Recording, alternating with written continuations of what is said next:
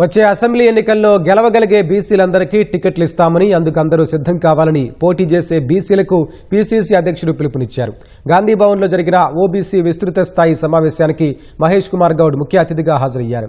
OBC Telangana అధ్యక్షుడు నూతి శ్రీకాంత్ గౌడ్ అధ్యక్షతన ఈ సమావేశం జరిగింది.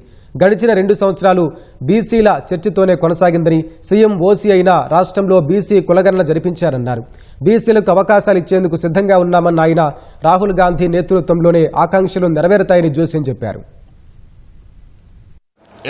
ఎవరెన్ని చెప్పినా 2028 కానీ 29లో కానీ జరిగే పార్లమెంట్ ఎన్నికల్లో కాంగ్రెస్ ప్రభుత్వం దేశంలో అధికారంలోకి వస్తుంది.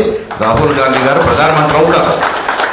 రాహుల్ గాంధీ గారి ఎజెండా కాబట్టి మొట్టమొదటి అంశంగానే మొదటి పార్లమెంట్లోనే మనం 42% రిజర్వేషన్ బీసీలకు చట్టబద్ధ తెచ్చుకుంటాం పార్లమెంట్ సాక్షిగా. సరే, అది దేరేళ్ళకి అందేరినయ్యే డెఫినెట్గా తీసుకురాగలుగుతాం. నేను మళ్ళీ చెప్తాం, 2 సంవత్సరాలు కూడా బీసీ సెంట్రిక్గా ప్రభుత్వం నడిచింది.